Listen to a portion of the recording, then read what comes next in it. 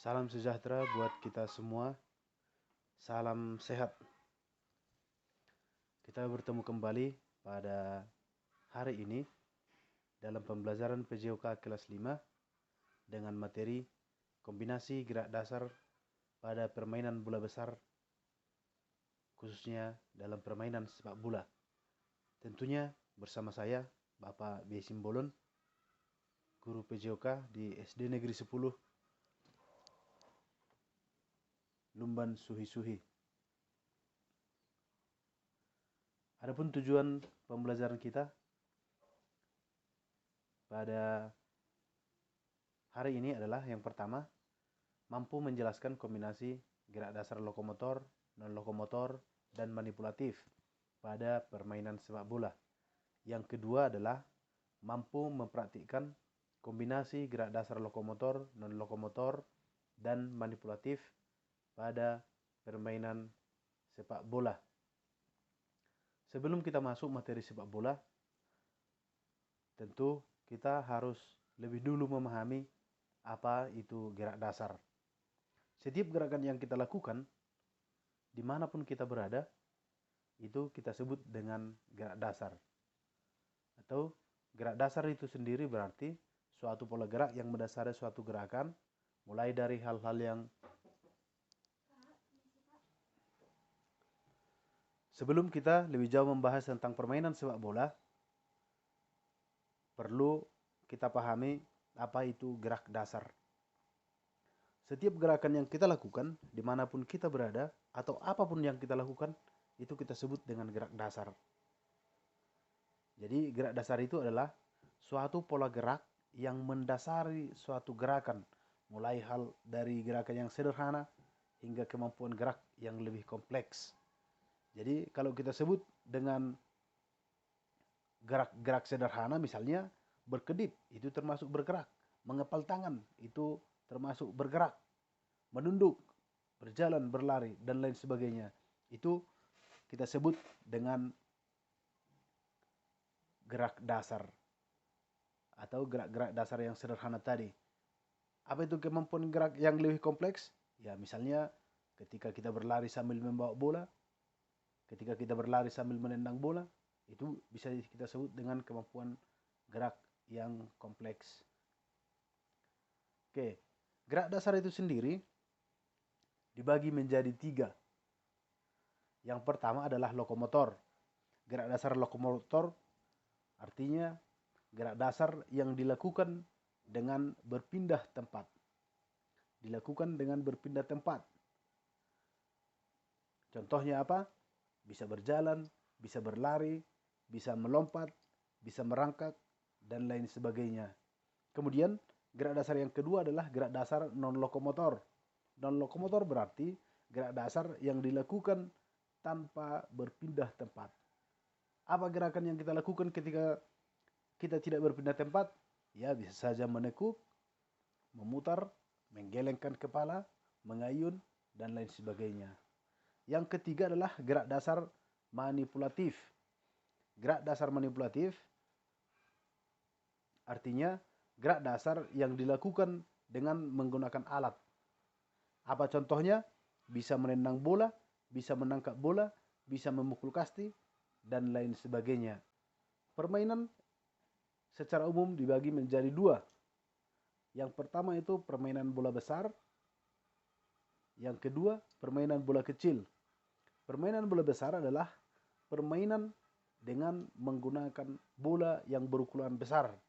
Jadi, permainan ini dibedakan berdasarkan besar kecilnya bola yang digunakan. Misalnya apa? Sepak bola, bola voli, bola basket, futsal, dan lain-lain. Kemudian yang kedua adalah permainan bola kecil. Permainan bola kecil sendiri adalah permainan yang menggunakan bola berukuran kecil. Contohnya apa? Ada tenis lapangan, ada tenis meja, ada bulu tangkis, ada kasti, ada rounders, ada keepers, dan lain sebagainya. Oke, kemudian kita masuk ke materi permainan sepak bola. Apa itu permainan sepak bola?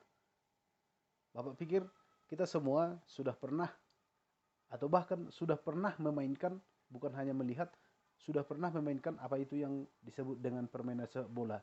Jadi permainan sepak bola ini merupakan sebuah permainan bola besar, biasanya dimainkan oleh dua tim, masing-masing tim terdiri dari 11 orang.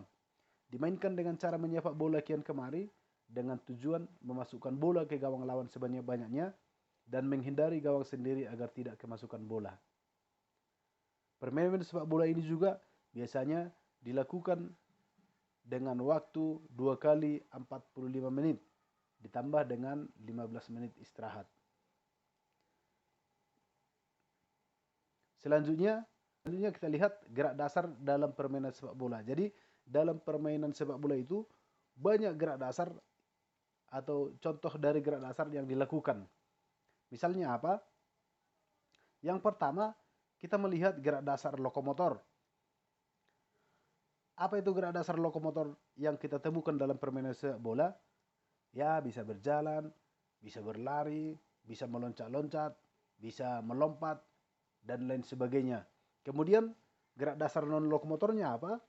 Bisa menekuk siku, bisa membungkuk, bisa mengayunkan badan sebelum menyundul bola misalnya, bisa juga memutar badan, dan lain-lain. Yang ketiga, gerak dasar manipulatif apa? Yang pertama, bisa menendang bola. Yang kedua, melempar bola ke dalam lapangan, menyundul bola, menangkap bola, dan lain-lain. Oke, berikutnya kita melihat kombinasi gerak dasar dalam permainan sepak bola. Contoh yang pertama kita lihat antara gerak dasar lokomotor dan manipulatif. Yang pertama adalah berlari dan menendang bola. Berlari dan menendang bola mungkin sangat sering kita lakukan ketika kita berlari, kemudian di depan ada bola, kemudian ditendang. Itu adalah contoh yang sering kita jumpai. Oke. Contoh yang kedua adalah berlari sambil menendang bola. Beda dengan yang pertama tadi ya. Yang pertama tadi berlari kemudian menendang bola. Yang ini adalah berlari sambil menendang bola. Jadi ketika kita berlari kita membawa bola, atau kita sebut istilahnya dengan dribbling. Yang ketiga, berlari, lompat, dan menyundul bola. Misalnya ketika bola datang melambung di atas, maka kita berlari ke arah bola itu, kita melompat, kemudian menyundul bola itu. Yang keempat adalah berlari, kemudian menangkap bola. Menangkap bola ini, kalau dalam permainan sepak bola, biasanya hanya bisa dilakukan oleh penjaga gawang. Oke, kombinasi yang kedua kita lihat adalah antara gerak dasar non-lokomotor dan manipulatif. Non-lokomotor berarti tidak berpindah tempat, manipulatif berarti menggunakan alat. Oke, yang pertama bisa kita lihat yaitu mengayun kaki dan menendang bola. Mengayun kaki sebelum menendang bola itu merupakan gerak dasar non-lokomotor, sementara menendang bola itu berarti gerak dasar manipulatif. Yang kedua, mengayun lengan dan melempar bola. Sama seperti yang tadi, mengayunkan lengan dalam permainan sepak bola ini bisa juga dilakukan oleh penjaga gawang, tetapi bisa juga dilakukan oleh pemain lain ketika melakukan lemparan ke dalam atau throw in. Yang ketiga, menunduk dan menangkap bola. Ini juga bisa dilakukan oleh penjaga gawang. Ketika bola datang menyusur di tanah, maka penjaga gawang akan menunduk, kemudian menangkap bola yang datang. Oke. Yang selanjutnya adalah tugas mandiri. Tugas mandiri berarti kalian akan melakukan gerakan-gerakan sendiri di rumah sesuai dengan yang Bapak sampaikan. Apa itu yang bisa kita lakukan?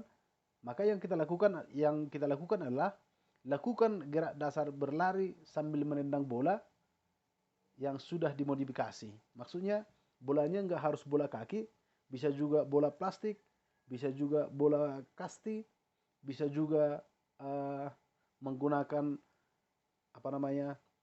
kertas atau plastik yang diikat, digulung, kemudian membentuk sebuah bola, terserah. Tergantung uh, apa yang ada di sekitar rumah kita.